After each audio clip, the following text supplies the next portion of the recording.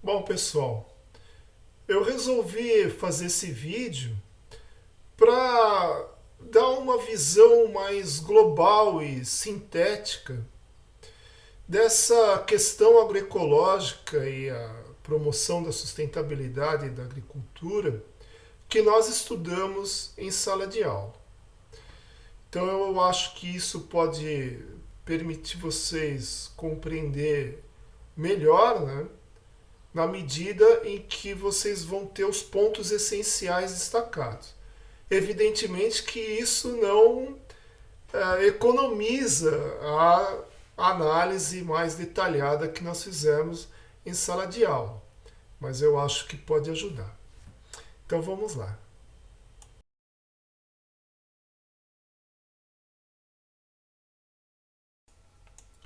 Bom, a agroecologia ela pretende se constituir em uma alternativa ao padrão tecnológico hoje dominante, uma alternativa sustentável. Né?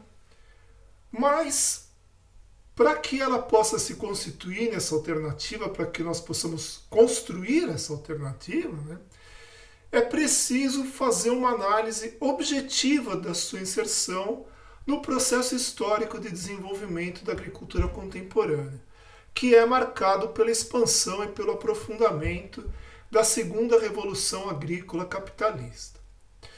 E a partir disso é que nós podemos pensar então uma transição agroecológica nas condições concretas do desenvolvimento da agricultura, considerando aí toda a diversidade da dinâmica dos sistemas agrários. Basicamente, essa problemática, que eu coloco muito sinteticamente aqui, que me levou a pensar a agroecologia como uma questão que se coloca nas sociedades contemporâneas. Então, o que seria essa questão agroecológica? Ela ressalta a necessidade de nós analisarmos a agroecologia como um processo social, né? Ou seja, que para ser analisado nós temos que vê-lo de um ponto de vista teórico e não meramente normativo, e do ponto de vista da sociedade como um todo, e não apenas das unidades de produção consideradas isoladamente. Então isso nos leva a considerar a transição agroecológica como um processo social e aberto, né, como todo o processo histórico.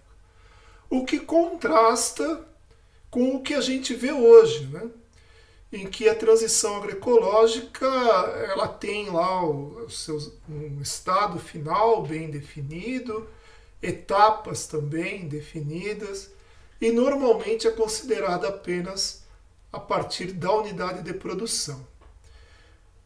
E analisando a agroecologia, essa questão agroecológica, né, dessa forma, nós entendemos que é possível identificar os limites da dinâmica da agricultura atual, do ponto de vista da sustentabilidade, da economia e etc. E uma noção fundamental para entender esses limites é a noção de externalidade, especialmente as externalidades negativas das tecnologias empregadas atualmente. Bom, a noção de externalidade ela é importante porque ela nos permite fazer uma reflexão mais aprofundada sobre a eficiência técnica e econômica da agricultura contemporânea. Mas, em primeiro lugar, vamos ver o que é externalidade. Né? São aqueles custos e benefícios que se expressam na sociedade, mas não se expressam nas unidades de produção, né? Que é onde as decisões sobre a alocação dos recursos, sobre que produção desenvolver, etc., são tomadas. Então, por exemplo, a poluição, né? Poluição por um agrotóxico, a poluição de um rio por dejetos animais, etc. Isso vai provocar custos para a sociedade, mas esses custos eles não são considerados nas unidades de produção. Então, o que nós observamos é que a viabilidade econômica do atual padrão tecnológico da agricultura é assegurada em grande parte pela transferência desses efeitos econômicos, né, das suas externalidades negativas, à sociedade. Então, a avaliação da eficiência técnica e econômica da agricultura contemporânea, ela deve considerar essas externalidades, para que a gente possa pensar no estabelecimento de uma transição agroecológica. Então, essa eficiência técnica e econômica, ela depende basicamente de três coisas. Da produtividade física do trabalho em relação a determinados recursos, né, de acordo com as técnicas disponíveis, da escassez das riquezas fornecidas pela natureza, escassez essa que é gerada pela sua disponibilidade imediata na natureza, ou pela limitação do uso, né, desse recurso em função de problemas ambientais ou sanitários, que a sociedade pode decidir.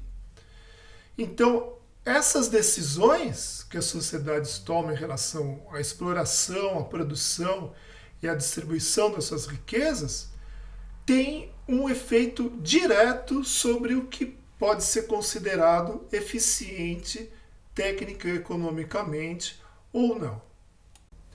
E um último aspecto importante dessa questão das externalidades é que os agricultores que entram num processo de transição agroecológica, eles estão internalizando, né, essas externalidades negativas geradas pela agricultura convencional. Quer dizer, eles estão limitando voluntariamente o seu grau de liberdade em relação às escolhas das técnicas, o que os torna menos eficientes, normalmente, em relação aos padrões de eficiência técnica e econômica adotados na agricultura convencional, que são basicamente a produção por hectare e critérios baseados no aumento de escala. Bom, então como que se faz a internalização dos custos dessa transição agroecológica? Basicamente, né, é feito por meio da definição de um sistema de preços, onde nós mudamos os critérios de eficiência, relativizando a produção por área e privilegiando, por exemplo, a produção por unidade de insumos químicos, né? Esse é só um exemplo, mas sem descuidar, evidentemente, que essa produção tem que satisfazer uma demanda e tem que respeitar restrições de disponibilidade diária.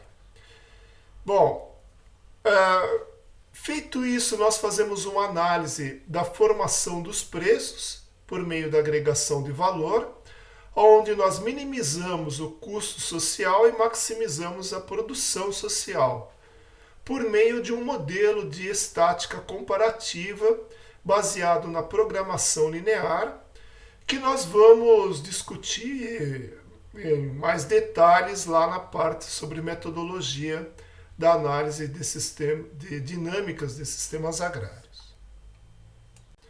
Por meio dessa internalização dos custos, é possível fazer uma avaliação da transição agroecológica em sistemas agrários.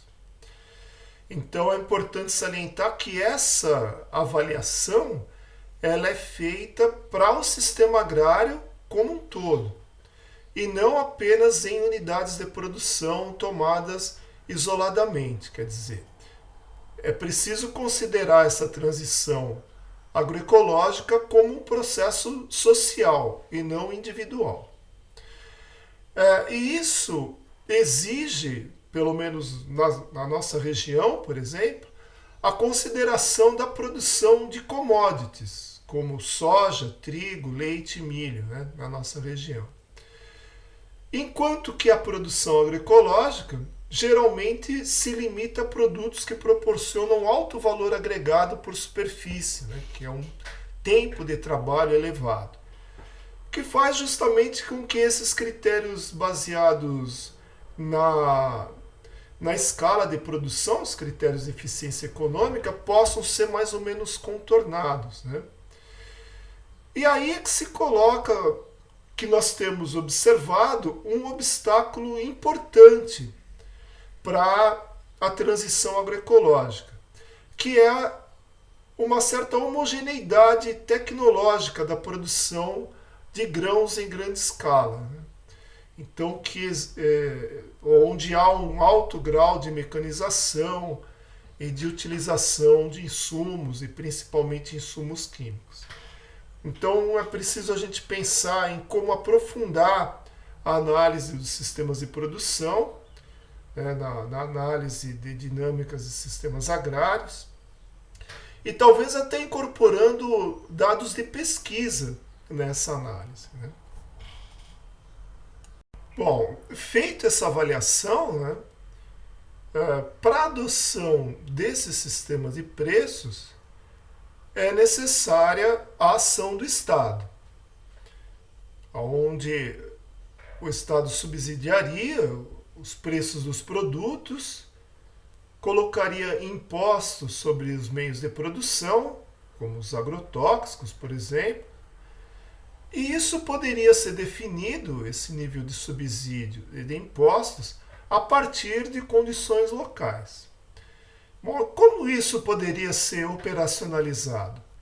Por meio da formação de cooperativas de agricultores que receberiam esses preços subsidiados, mas se comprometeriam a adquirir os meios de produção da cooperativa com esses impostos.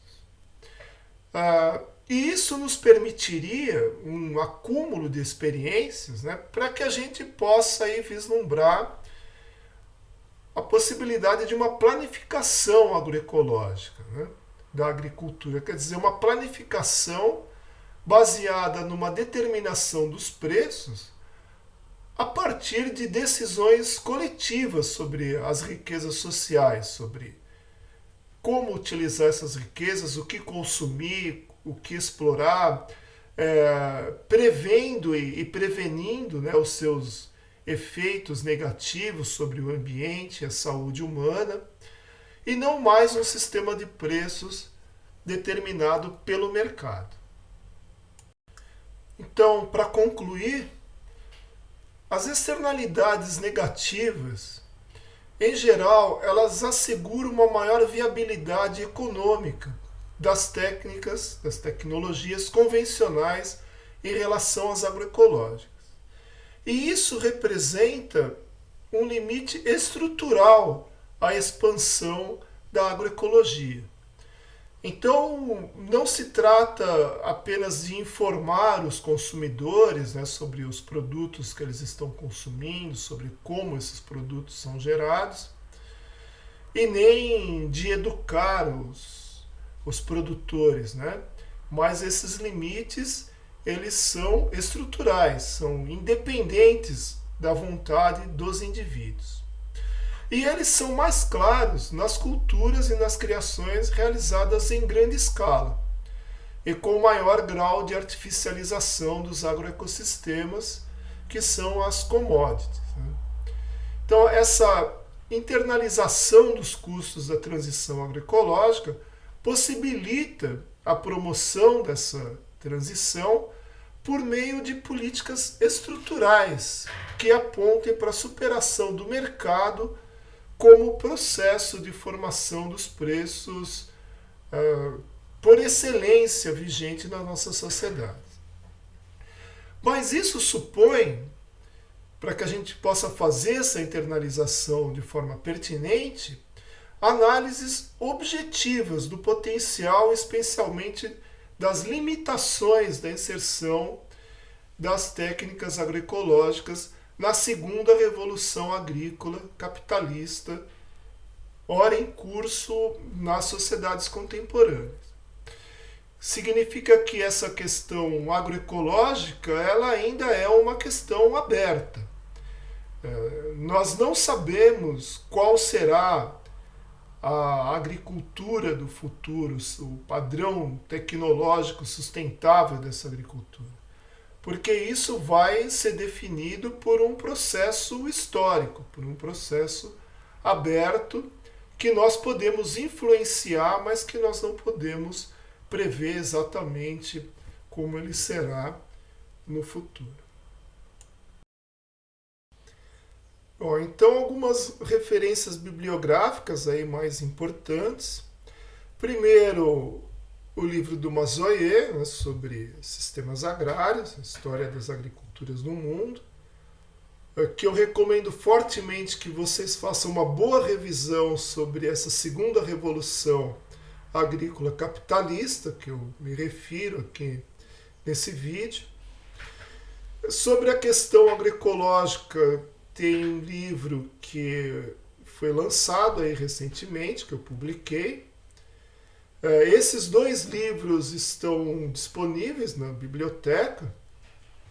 E tem um livro que eu estou lançando, publicando daqui a algumas semanas, e que vai ser distribuído gratuitamente, logo eu vou disponibilizar, que é sobre a internalização dos custos da transição agroecológica em sistemas agrários, aonde então toda essa questão da modelagem, a discussão sobre os limites, né, da internalização em função da falta de tecnologias, etc., tudo isso é discutido nesse livro. Então era isso aí, pessoal.